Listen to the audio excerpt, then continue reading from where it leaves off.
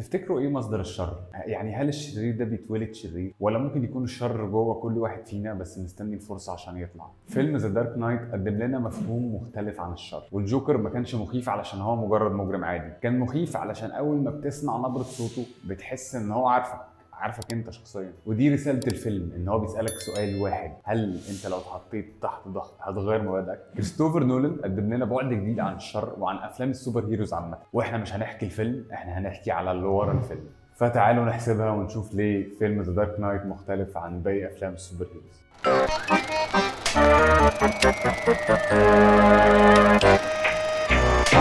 اول ما بنسمع مزيكة هانز زيمر اللي في بداية الفيلم انت بتتأكد ان انت داخل على تجربة غير عادية. ذا دارك نايت مش بس جزء تاني من سلسلة أفلام باتمان اللي عملها كريستوفر نولان، اللي أول جزء فيها كان باتمان بيجن، لكنها تجربة سينمائية مختلفة بتلعب على أعصابك وبتكسر لك كل توقعاتك، وبتخليك تخلص الفيلم وأنت مش قادر تبطل تفكر في اللي أنت شفته، لأن اللي بيمثل الشر هنا مش وحش أو سيريال كيلر، ده شخص سايكوباتي وذكي وعنده هدف، ودي أكتر شخصية تخاف منها، وهدفه إنه يثبت إن الشر موجود جوه كل واحد فينا بس محتاج الحافز عشان يطلع. نولان كان عايز يقدم فيلم واقعي عن عالم باتمان، بس مش زي افلام باتمان التقليديه اللي واخده ستايل كوميك بوكس، وعلشان كده كتير من مشاهد الاكشن ما اتصورتش في استديوهات، اتصورت في شوارع شيكاغو بجد، قفلوا الشوارع فتره كبيره جدا في اوقات كتيره جدا عشان ياخدوا الشوتس دي عشان تبقى حقيقيه على قد ما يقدروا، زي مشهد مطارده العربيات اللي استخدموا فيها كاميرات اي ماكس لاول مره في افلام سوبر هيروز، وده علشان تحس انك وسط الاحداث بكل تفاصيلها. وحتى المشهد اللي اتقلبت فيه العربيه اتصورت بعربيه حقيقيه واتقلبت بوزنها الكامل، ما كانوش مخففين وزن العربيه، اتقلبت زي ما هي قدام الكاميرا، والمشهد ما كانش فيه اي سي جي اي، واحنا عارفين نولان عنده مشاكل مع السي جي اي، يعني هو الموضوع بالنسبه له بيرسونال، انا هبني لوكيشن عادي واصعب لي بكتير بس مش هعمل سي جي اي. هو عايز يعيشك الحقيقه، عايز كل حاجه تبقى منطقيه في العالم اللا منطقي اللي هو بيبنيه. ده غير طبعا شخصيه الجوكر اللي لعبها الراحل هيث ليدجر، واللي كانت مختلفه تماما عن اي شخصيه جوكر شفته او هتشوفه في مسلسل او في فيلم، وده لان هيث دخل في الشخصيه وبنى شخصيه وكاركتر للجوكر مختلفه تماما، لدرجه انه قفل على نفسه في اوضه في فندق في لندن 6 اسابيع علشان يكتب يوميات الجوكر بخط ايده ويعيش مع الشخصيه ليل نهار. وبيقولوا انه فضل يجرب ضحكات قدام المرايه لوقت طويل جدا علشان يطلع لنا بالضحكه بتاعت الجوكر اللي في الفيلم ده.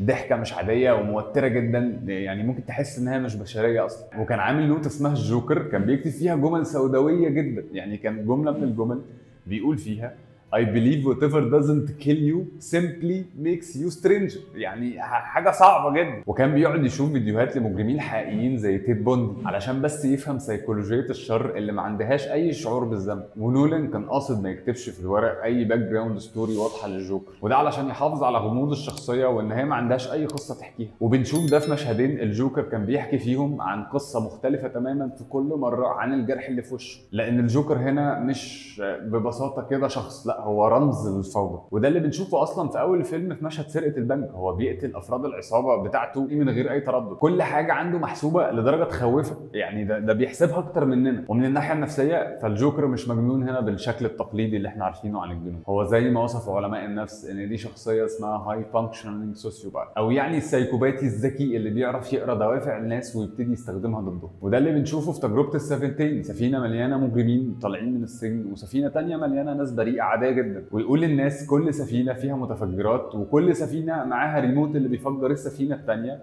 فلو ما حدش فجر التاني قبل ما الاولاني يفجره انا هفجركم انتوا الاثنين. وزي ما قلنا قبل كده الجوكر مش زي اي جوكر شفناه قبل كده، هو عامل التجربه الاجتماعيه دي علشان هدفه انه يثبت ان اي شخص تحت ضغط ممكن يغير مبادئه، وان كلنا جوانا جوكر. وفي مشهد تاني حلو قوي بيفهمنا شخصيه الجوكر، لما الجوكر كان محبوس وسمع ان جوردن اترقى واصحاب جوردن ابتدوا يسقفوا له ويباركوا له على الترقيه دي، وفجاه بنلاقي الجوكر بيسقف معاهم، ودي سخريه في منتهى الذكاء بتعكس لك احساس الجوكر ان هو لسه مسيطر وهو لسه المتحكم في سير الاحداث، مع انه في الحقيقه محبوس في زلزال. والمشهد ده بالمناسبه كان ارتجال بالكامل من هيث ليدجر، هو اللي قرر فجاه يسقف في نص المشهد علشان يدي انطباع عبثي ومزعج اكتر لشخصيه الجوكر. ونيجي بقى لشخصيه باتمان، فباتمان نفسه مش حد سوي ولا خالي من العقد، بروس وين بيعاني من هوس اخلاقي اسمه مورال اوبسيشن، بيخليه يضحي باي حاجه علشان يثبت ان الخير هو اللي لازم ينتصر، حتى لو ده معناه ان هو نفسه يضيع. وده بيجسد اختياره ان يشيل كل اللوم وكل الجرائم الجرائم بدل هارفي دنت، علشان المدينه تفضل مصدقه ان في رمز للعدل.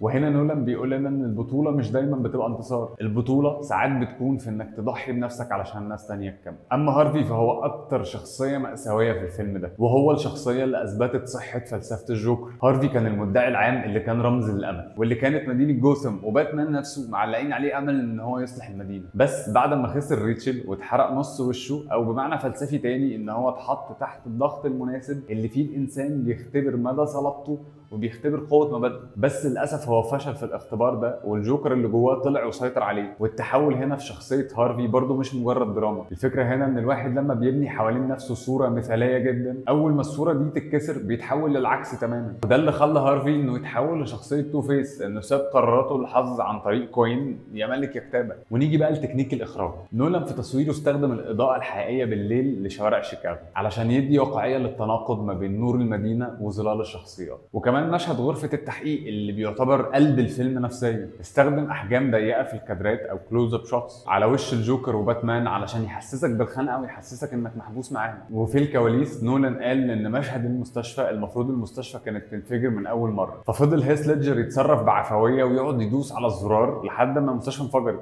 واللحظه دي كانت طبيعيه جدا ومرتجله 100%، بس نولان عجبته وقرر ان هو يحتفظ بيها في الفيلم. او يعني كده كده كان هيحتفظ بيها، هو مش هيروح يفجر مستشفى تاني، يعني هو مفيش CGI في الموضوع، هو جابوا مستشفى بنوا مستشفى وفجروها، فما يعني هي هتتاخد. اما موسيقى الفيلم اللي عملها العظيم هانز زيمر مع جيمس نيوتن هاورد، فهي مش بس باك جراوند ميوزك للفيلم، هي كانت بطل وشخص من شخصيات القصه. موسيقى الجوكر مثلا اتعملت بتكنيك شيبرد تون اللي تحسسك ان النغمه بتفضل تعلى للابد من غير ما يكون ليها نهايه، وده بيخليك تحس ان الجوكر حواليك طول الوقت وان التوتر مستمر وما بينتهيش. وفي فلسفه الفيلم تجربه السفينتين بتعيد صياغه سؤال فلسفي اسمه مشكله العربيه او الترولي بروبلم، يبقوا ادخلوا دوروا عليها وقروها تستفادوا اكتر من ان انا اشرحها. بس هي فيما معناها يعني هل تضحي بعدد اقل عشان تنقذ عدد اكبر؟ وهنا الفيلم بيسيبك في حاله من القلق لان مفيش اجابه صح، هما الاثنين بشر. وفي الفيلم المجموعتين اللي في السفينتين في النهايه اختاروا ان هما ما يضغطوش على الزرار، ومش لان هما طيبين زي ما احنا بنقول لنفسنا، لكن هما خافوا يطلعوا الاشرار في عيون نفسهم. وده في حد ذاته هدم الفكره الفلسفيه للجوكر، ان مش كل الناس هتتصرف زي بعض تحت الضغط، وفي ناس ما عندهاش مشكله ان هي تضحي بنفسها علشان مش هتقدر تعيش بذنب هي ارتكبته. وفي نهايه الفيلم لما جوردن يقول لابنه ان باتمان مش البطل اللي احنا نستحقه، بس هو البطل اللي احنا محتاجينه، بنكتشف ان الحقيقه ساعات الناس مش لازم تعرفها، وان الرمز اهم من الواقع. ودي اعظم مفارقه قدمها نولان، ان ساعات رمز الخير مضطر يبقى شرير في نظر بعض الناس علشان الخير الحقيقي يفضل موجود. فالجوكر ما كانش مرعب في الفيلم هنا علشان هو كان مجنون، هو كان مرعب علشان هو نسخه مشوهه مننا كلنا كبشر، وبيقول لنا ان انا وانت مش مختلفين قوي كده يعني زي ما انت فاكر. وفي اللحظه دي بالنسبه لي الفيلم بيقلب مرايه بتقدر تشوف فيها نفسك وتشوف فيها افعالك وتشوف فيها انت كنت فين وبقيت فين،